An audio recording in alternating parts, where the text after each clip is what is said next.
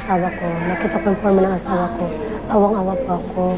Kaya ang sakit-sakit ko. Kaya hindi ko po maisip na ganun po yung forma niya doon. Sa sakripisyo niya sa anak niya. Ayoko na pong bumalik kahit po anong gagawin niya sa akin. Ayoko na pong bumalik sa lugar na yun. Ayoko na po. Baka susunod po, pag bumalik ako doon, hindi lang ganito ang aabot sa akin. Baka lahat na po kami. Baka imbis na yung anak ko may pangalawang buhay pa po, baka sunod. Walang buhay na yung mga anak ko pag bumalik pa po kami doon.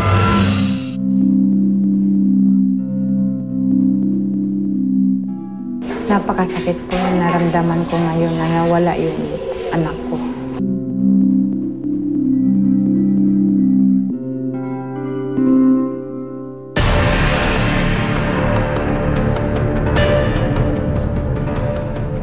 Right now, we have asked the assistance of the Department of Public Works and Highways for an in-depth analysis and evaluation of the stability of the structure. Until then, we will keep the bridge closed to all vehicular traffic. Because of movements of vehicular traffic above the bridge, or if there might be an earthquake of severe magnitude, baka biglang mag-collapse yung structure. So, inaalis namin ngayon yung mga residente na nasa immediate 20 meters radius from that structure. But for the immediate na ito yung landslide na ina-address natin, ang pwedeng ma-provide lang talaga ng city government for this immediate solution ay yung 20 meters from the wall na ma-demolish kaagad ito.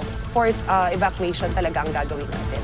Still, ang immediate provision na ipoprovide ng ating city government ay yung financial assistance, whether they will go back dun sa probinsya nila or magsisettle pa rin sila dito within Metro Manila.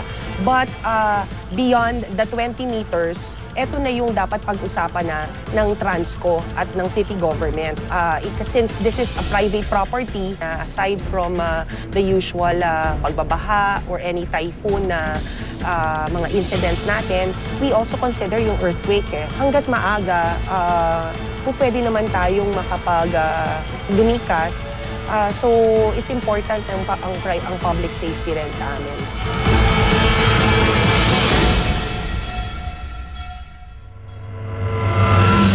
Mga kaibigan, maraming salamat sa inyong patuloy na pagsubaybay sa aming programa. At sa susunod na Huwebes, manood po kayo ng aming espesyal na pagtatanghal kaugnay ng aming ikalawang anibersaryo. Sa grupo na aming rescue, na pagsasagawa po kami ng ilang mga tulong po sa inyo, paghahanda po, lalo na po sa gitna ng kalamidad.